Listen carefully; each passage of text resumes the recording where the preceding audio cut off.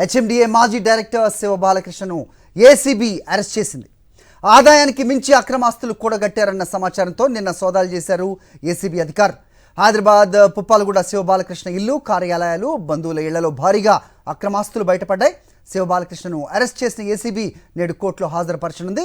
మరో 4 చోట్ల దాడులు కొనసాగుతున్నాయి. నిన్నటి సోదాల్లో 4 బ్యాంక్ లాకర్లు గుర్తించిన ఏసీబీ వాటిని ఇవాళ ఓపెన్ చేయనున్నట్టుగా సమాచారం.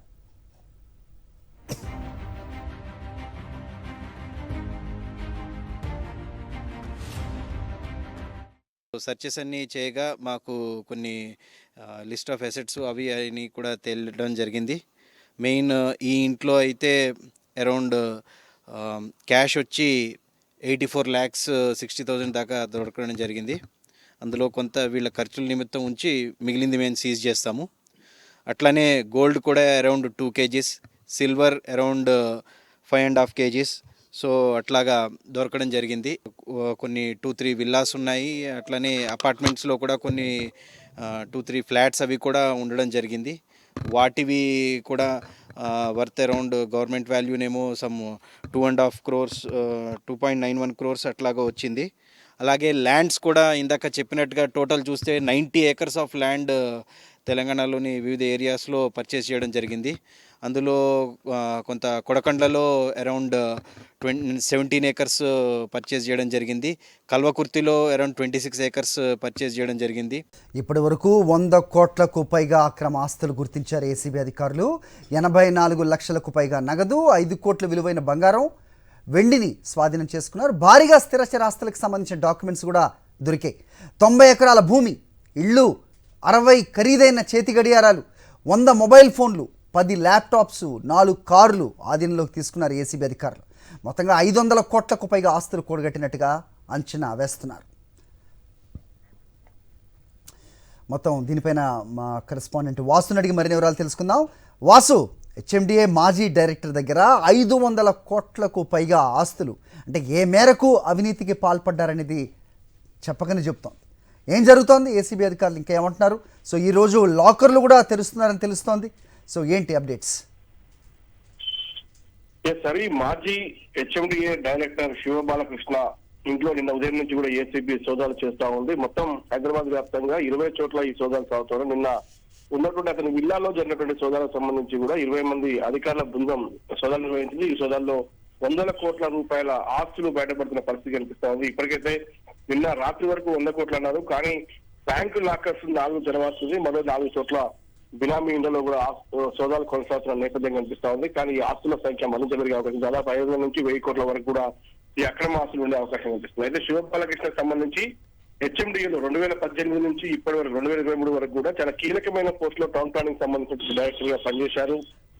అనేక పెద్ద ప్రాజెక్టులకు సంబంధించి హైరేంజ్ బిల్డింగ్లకు పర్మిషన్లు కావచ్చు, సివిల్ జీవోలో పర్మిషన్లు కావచ్చు, ఔటర్ రింగ్ రోడ్ వ్యవహారం కావచ్చు, ఇవన్నీ పూర్తి స్థాయిలో కూడా అనేక అక్రమాలకు పాల్పడ్డాడనే ఆరోపణల నేపథ్యంలో ఆదాయానికి మించిన ఆస్తుల కేసు నమోదు చేసిన ఏసీబీ సోదాలు నిర్వహిస్తుంది. ఈ సోదాల్లో ఇప్పటి వరకు గుర్తించిన ఆస్తుల వివరాలు సాధించినట్లయితే దాదాపు నగర శివారు ప్రాంతాల్లో 70 ఎకరాల భూములతో పాటు 40 లక్షల నగదు, 5 కోట్ల విలువైన బంగారం, దాదాపు 2 కేజీల వరకు కూడా బంగారాన్ని తీసుకోవడం జరిగింది. 70 ఎకరాల భూమి, ఇండ్లు ఉన్నాయి, ఖరీదైన 4 కార్లు, చేతి గడియారాలు. ఒక మనిషికి సంబంధించి దాదాపు గిఫ్ట్ గా వచ్చినటువంటి 60 చేతి వాచీలు సంబంధించిన చూసినాం. ఇంకా మొబైల్ ఫోన్, ఐఫోన్ లో సంబంధించి 100 పైగా ఫోన్లు ఇంట్లో ఉన్నాయి, 10 ల్యాప్టాప్స్ ఉన్నాయి, 4 అతి ఖరీదైన కార్లు ఉన్నాయి.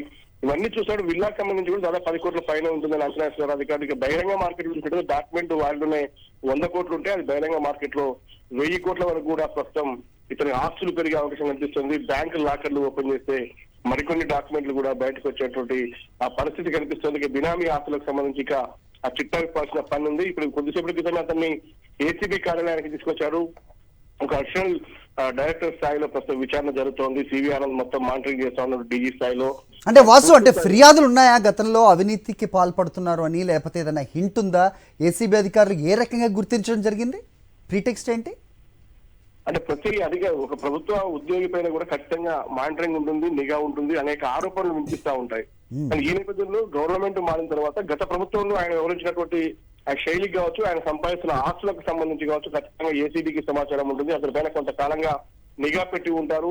ఎందుకంటే గతంలో మనం చూసాం సివిల్ జీవోలో భూముల అనుమతులకు సంబంధించి కావచ్చు, హెచ్ఎండిఏ పరిధిలో ఉన్నటువంటి ఔటర్ రింగ్ రోడ్డు ఏదైతే కాంట్రాక్ట్ సంబంధించి ఒక ముంబై కంపెనీకి ఇచ్చినటువంటి టోల్ గేట్ పర్మిషన్లకు సంబంధించి కావచ్చు, ఆయన కీలకమైన రేరా సంబంధించిన దాంట్లో కూడా చాలా కీలక పోస్ట్ లో ఉన్నాడు. ఇవన్నీ కూడా చూసినట్టయితే ఇతని ఆస్తులు, ఉంటున్న నివాసం, విలాసవంతమైన జీవితానికి సంబంధించి నిఘా ఉంటుంది. ఈ నిఘాను పటిష్టం చేసినటువంటి ఏసీబీ అధికారులు టీవీ ఆనంద్ డీజీగా ఛార్జ్ తీసుకున్న తర్వాత కూడా పూర్తి స్థాయిలో కూడా నిఘా పెట్టారు. ఆ తర్వాతనే 1,000 కోట్ల ఆస్తులు కూడా పెట్టారన్నటువంటి పూర్తి ఆధారాలతో ప్రస్తుతం ఈ సోదాలు చేశారు. అతను అదుపులో తీసుకుని ప్రస్తుతం బంజారాహిల్స్ ఏసీబీ కార్యాలయం తరలించారు.